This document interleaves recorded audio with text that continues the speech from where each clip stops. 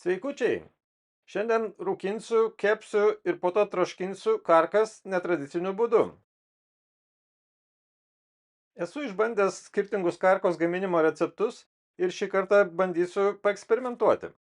Išsirinkau šiek tiek mažesnio dydžio, bet kuo labiau vienodas karkas ir jas tiesiog pamarinuosiu su prieskoniais. Marinavimui naudoju prieskonių mišinį komercinį, taip pat česnakus, druską, obuolių vyno actą ir darysiu šlapią marinavimą.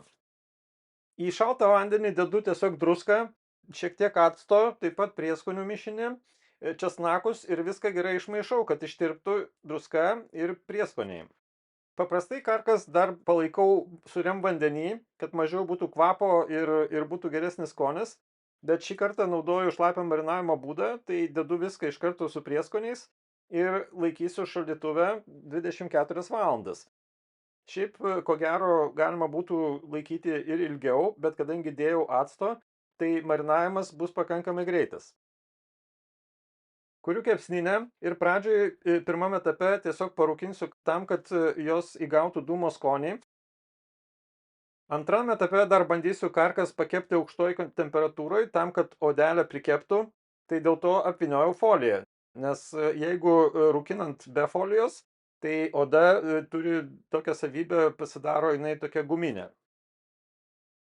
Aš pradedu rūkinti nuo žemos temperatūros, tai kai tik tai anglis įsidega, dedu medienos pagaliuką, dedu tada deflektorių ir groteles ir bandysiu parūkinti tol, kol nesudegs tas įdėtas medienos gabaliukas, tai maždaug apie valandą.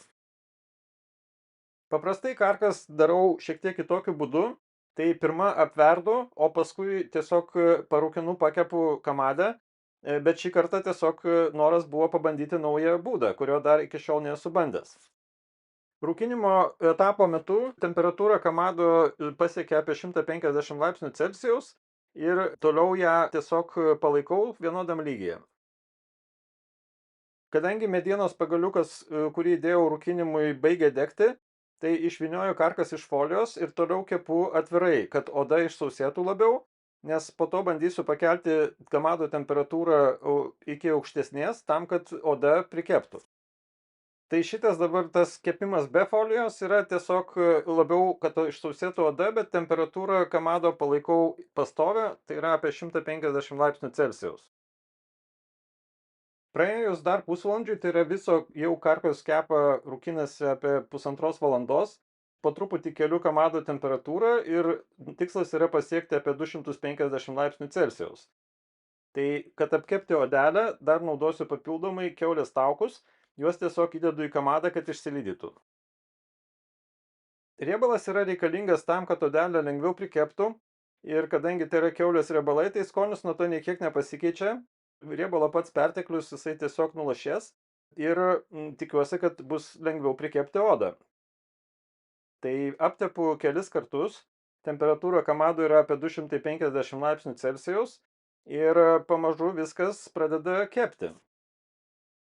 Visas tas apkepimas truko dar papildomai apie valandą, tai bendrai kamade apie 2,5 valandos, mėsa jau atšoka nuo kaulų, bet dar pakankamai yra tvirta. Bendrai praėjo apie 2,5–3 valandas ir nutariau, kad daugiau kepti jau nebereikia.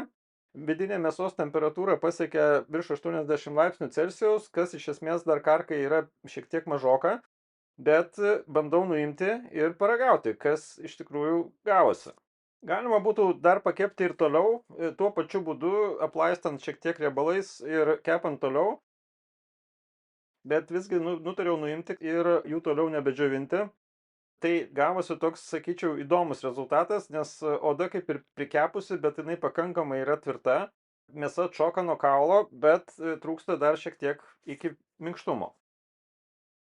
Iš esmės viską galima lengvai pataisyti, tai yra toliau patroškinti dar su prieskoniais vandenyje. Karkas dedu į puodą, pridedu šiek tiek druskos, vėl iš naujo pipirų, lauro lapų. Ir troškinu apie 1,5–2 valandas, tam, kad tikrai būtų minkšta mėsa ir sukramtama pilnai oda.